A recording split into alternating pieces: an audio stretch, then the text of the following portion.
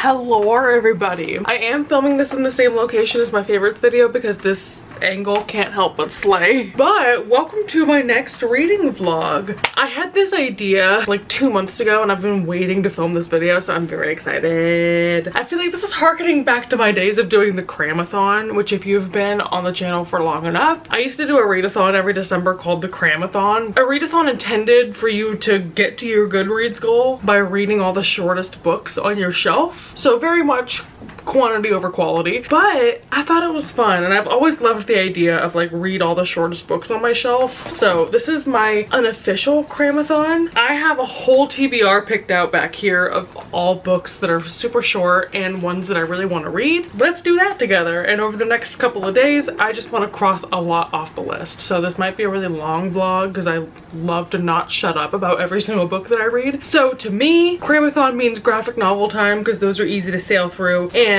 one series that I really need to reread and read some new volumes of is the Tea Dragon Society. I've read the first one. I don't remember if I've read the second one. I think that I have, and I definitely have not read the third one. Also, my annual winter reread of The End of Summer by Tilly Walden, another graphic novel. This is more of a timely read, but I'm very interested in reading this like huge storybook edition of The Wizard of Oz. And last for graphic novels, I have Long Way Down by Jason Reynolds. Then I have 2 books of poetry. The first one I found at a local bookstore, so I think this might be a local author, but it is like this old edition, a poetry book called My Little Dog's Tale by Cyclone Millsap. I also have The Tiny Journalist by Naomi Shihab Nye, who is a Palestinian poet. I've also read a collection by her and I love her. And finally, I have 6 fiction. One of these is a short story by Madeline Miller, so this will be super quick, called Galatea. I have Convenience Store Woman by Sayaka Murata.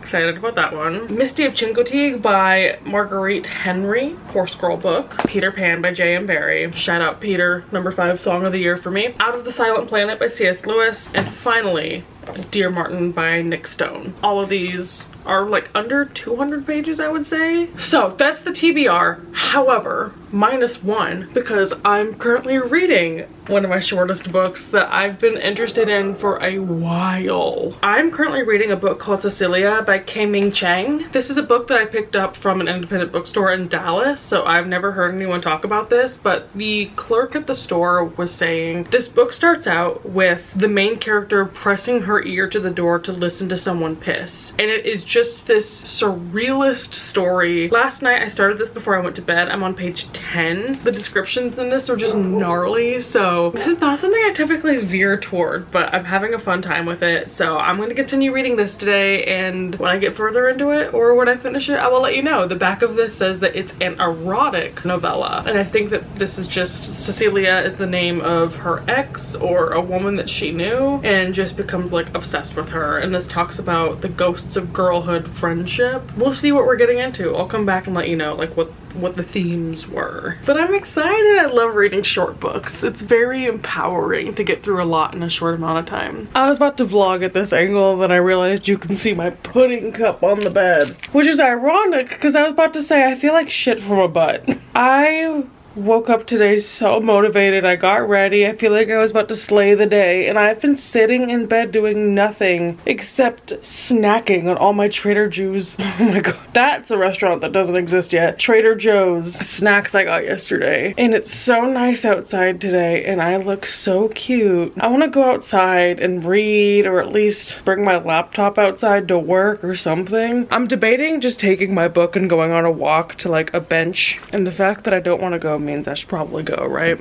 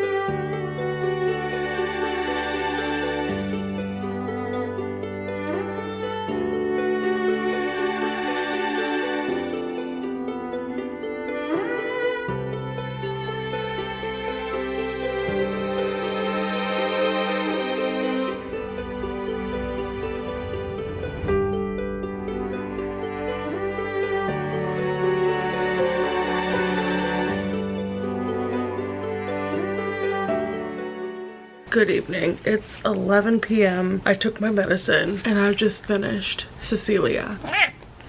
Yeah, he agrees. And also Gordo's tucked in next to me. Do you want me to talk to you instead of the camera?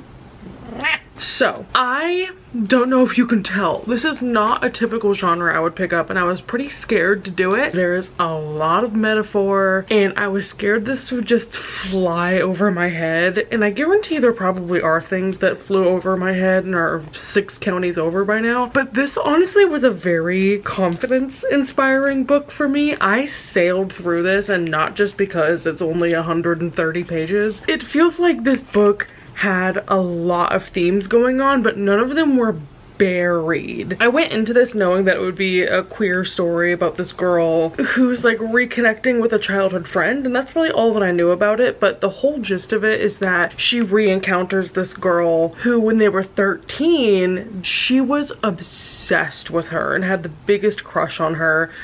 And this book is making a lot of points about infatuation and how that obsession over time began to curdle and became something that was unhealthy for her. The way that this book is written really intensely shows that disgusting nature of like feeling like you're empty and you want someone else to consume you. It is just this raw, passionate, almost like disturbing look into being so obsessed with someone. So it's told really interestingly because it flashes between when they were 13 and when she's seeing her again for the first time now, and those two things like flip back and forth, and I was honestly able to follow it fine. This is the kind of book where I would definitely read this again or read it with a group to see like all the little details that are thrown in, because I'm sure there's a lot that it was putting down that I wasn't picking up. Even just going back to put some tabs in my favorite quotes earlier in the book, I was skim reading some of the beginning of this book again, and I was like, oh, that detail goes with that, and oh, that goes with that. This book mentions pee more than any other book I've ever read in my life. It is strange, but as a girl who loves the theme of wanting to preserve the past and like missing your childhood, this definitely carried through that vibe of she held these memories with such preciousness that now when she sees that girl again, she's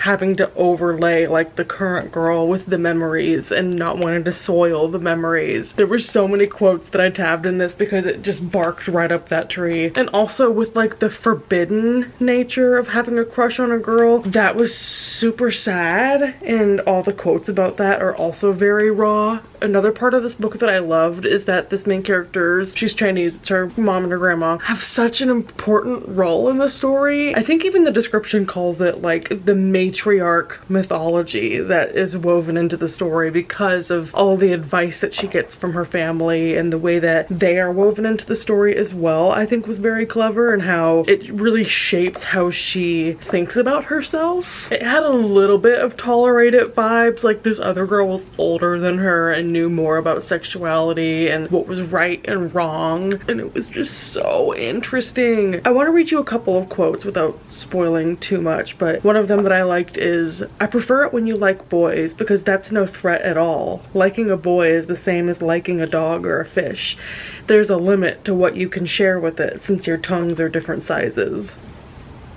This is another good one. "The crows know that I'm one of them, dedicated to the discarded, desperate to fill myself." This is another one I love. Sorry, one last one about memory in the past. Cecilia said something about like, oh, remember when this and this happened? And the main character thinks, she brushed by the words, not really saying them, the way people adjust something on a shelf without taking it out, not wanting to excavate anything. Her ability to skim memories meant they hadn't settled inside her, hadn't become her marrow. We were asymmetrical. This book ate and devoured. I loved it. I don't think it's a full 5 stars for me just because I'm not fully grasping everything about it, and I do think it leaned so far into the crassness. Is crassness a word? I don't know. I felt like some of the disgustingness was gratuitous, but this book only has like 400 reviews on Goodreads, and I'd never heard of it until now, and I am very pleasantly surprised. This was great. It made me think so much, and I still read it in like one sitting, and I've convinced myself for the past year smutty romance is the only thing that holds my attention, but this proved it wrong. This made me think. This was incredible, and I'm thinking about how I filmed my favorite books of the year video, and now I can't include this one, but it's fine. I kind of want to read the Madeline Miller short story. I'm really interested in that. I think I'll pick that one up next. Do you agree? He agrees.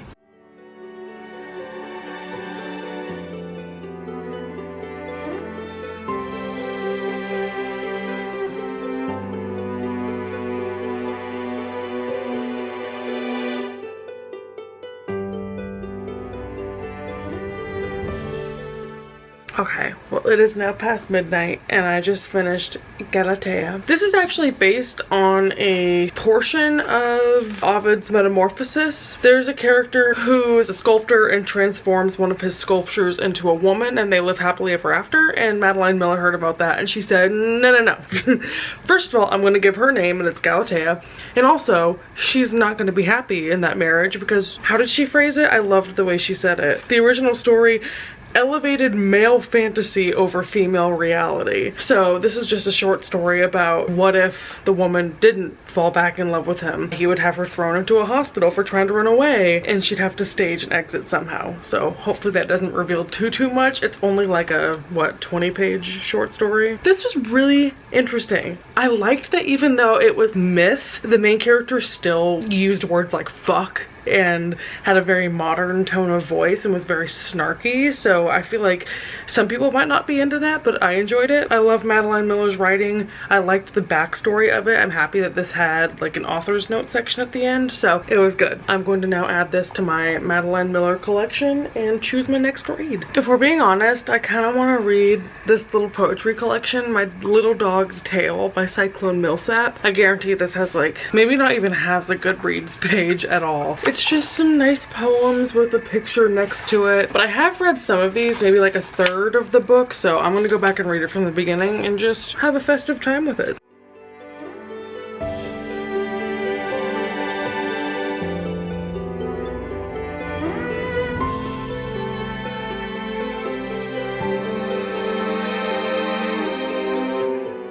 Alright, 12:40, just finished My Little Dog's Tale, and it was very sweet. You can tell that this is written by an older man in his retirement because a lot of the poems are about kids growing up and reminiscing about your kids being small, retirement activities like viewing nature and fishing, and some of them are just funny, like about turtles or dogs. There's a really sentimental one I liked called Old Chimney, which is about a house that's no longer there, but the chimney remains because it's made of brick. I also liked this one called Early Worms, which I'll read for you because it's only 3 stanzas. The early bird will get the worm, philosophers have said. Imagine getting up for such. I'd rather lie in bed.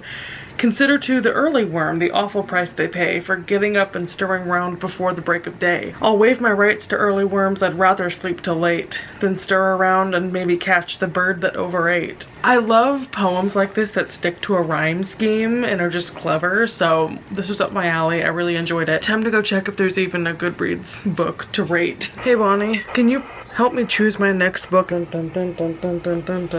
I know which book you should read, Mother. I'm kind of interested in the C.S. Lewis one just because I don't think I've ever even heard of it.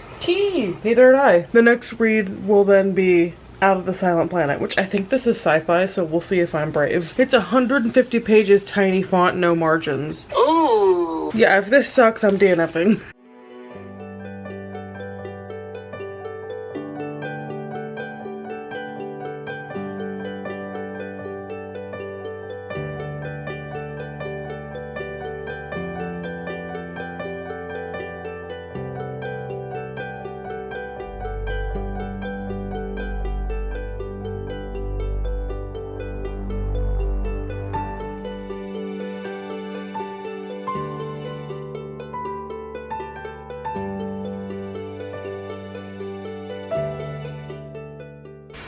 Hello. So it is the next day. Last night I only got 20 pages into Out of the Silent Planet, which this is called the Space Trilogy. So I'm assuming it's gonna be sci-fi, not my forte. So this is about a main character named Dr. Ransom. So yes, I am imagining him as Ransom Riggs. And he stumbles upon these two guys. One is like a physicist and he's abducted by them and taken to another planet. Once they're there, he escapes and he starts to explore this planet, and apparently it's gonna get crazy. But already I'm like, oh, is that little guy on the cover then an alien? So we'll see. Gorda, do you have opinions on aliens? Okay. We'll see if this can stretch my limits and get me to enjoy sci-fi, because typically I don't know what it is about sci-fi that I don't like. I like vibrant settings, and space to me is just so dull. No offense, NASA. Gordo has a lot to say. Can you tell I haven't updated the blog all day? He's hearing me speak out loud and he's like, are you talking to me, mother?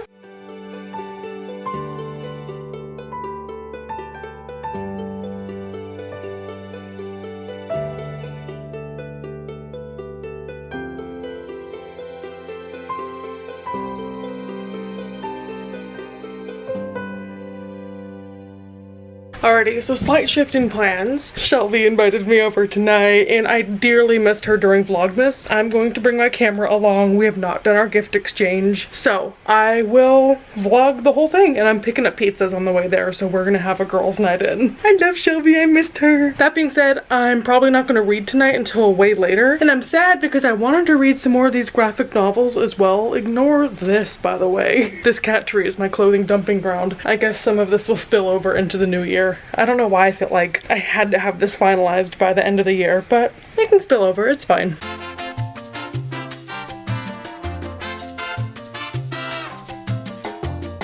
Everyone say hi to Sharpie. He's being so cute laying next to me.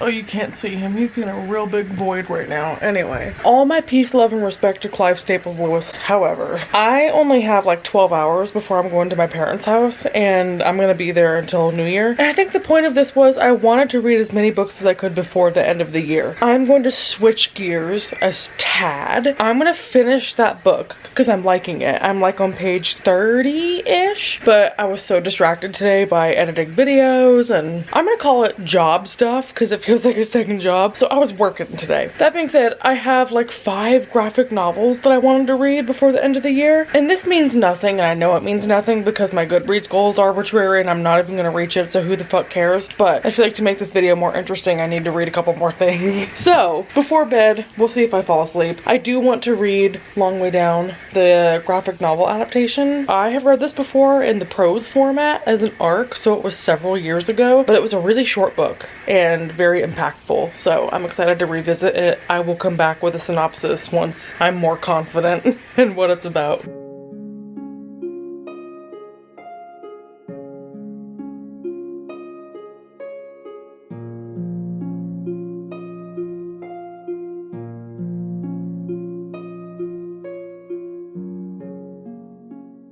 Y'all, I'm getting so sleepy. I fully expected to just start this book and then update you tomorrow on it, but I just read it in one sitting. I don't want to say it's surprisingly gorgeous, but I will just say this cover does not do it justice for how stunning the artwork is, because the artist is a watercolorer, if that's a word. So all of this is like traditional art style, and the way that the story is constructed, it's not like a comic where all the panels just tell the story chronologically. That's the best way I can describe it, is just artful. Now that I've read this, I totally remember reading the physical version. This is also physical.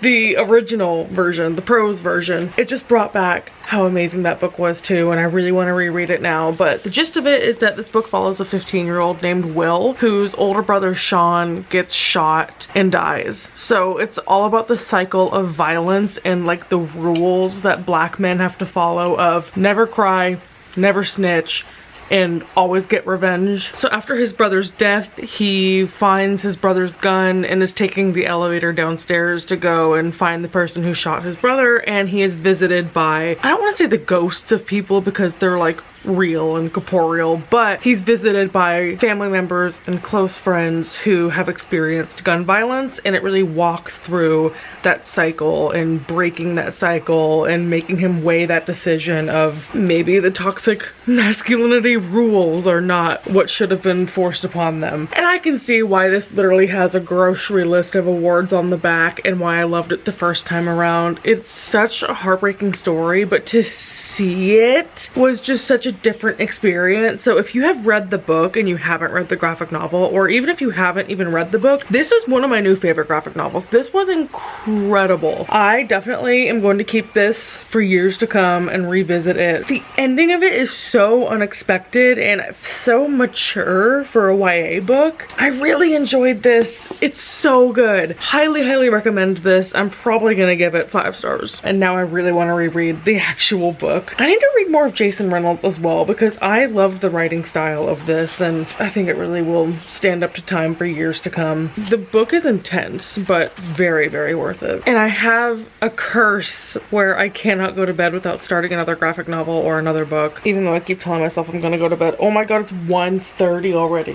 I'm gonna put this on my shelf and then pick up the Tea Dragon Society, which is a 180 shift because this is like heartfelt and depressing and sad. And the Tea Dragon Society is like buttercups and daisies and dragons and tea party. Long story short, read this. This was the chance of a lifetime that I found this for $1 at a library book sale. That feels like a scam. I would have paid full price for this.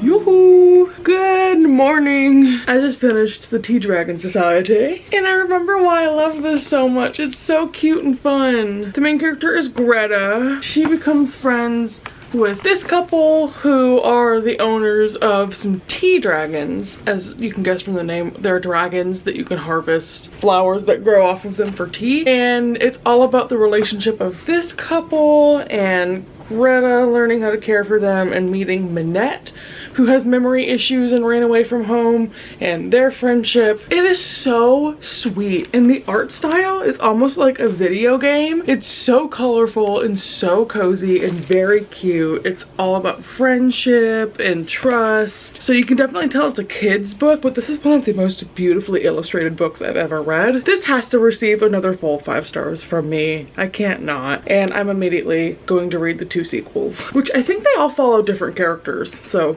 we'll see. I'll update.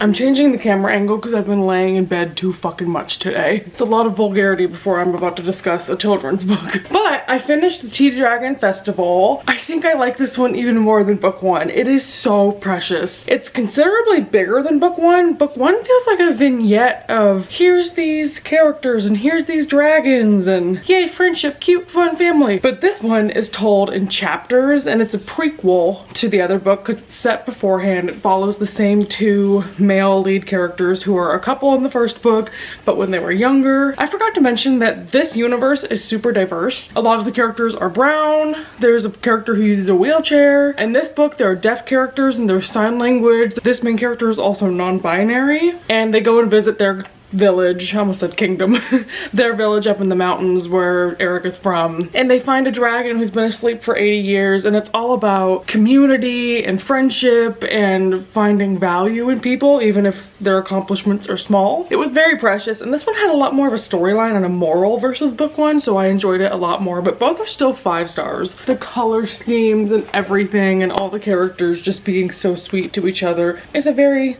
endearing read, so highly recommend this series.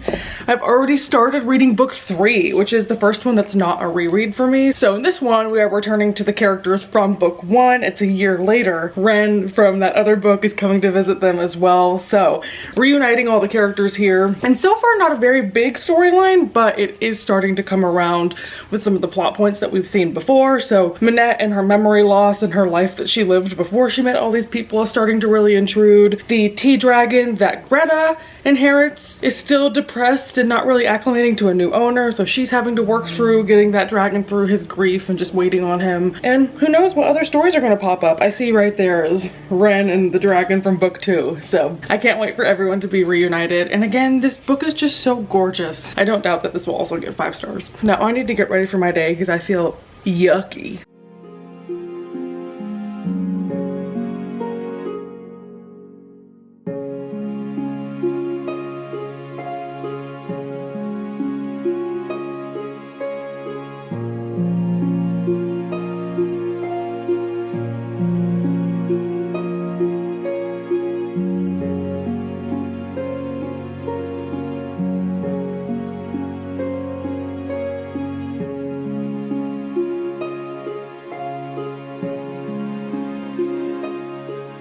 Okay, well, with that, it is now noon and I've finished the Tea Dragon Tapestry and I loved this volume as well. This is even better than the last one. Each of them just continues to get better and better. If you read the first one, you have to continue and read the rest of them. This one comes around so nicely and weaves in all the stories. A lot of the discussions in this one are about transformation and belonging and patience with people. It was so sweet. If you like cozy fantasy, cottagecore, I think one of the reviews called this like gentle fantasy. These are so adorable. It's very diverse. I highly recommend these and I'm so happy I reread them. The art is just gorgeous. This is a really good one specifically for fall and winter time, as you can tell from the color scheme. But now I want a dragon and a cup of tea. But I now have to go to my parents' house because we're gonna celebrate New Year's Eve and New Year's together. So I'm gonna continue my C.S. Lewis book. I think that's gonna be my first read in the new year, but that will be the end of this vlog. Thank you all for joining me. Again,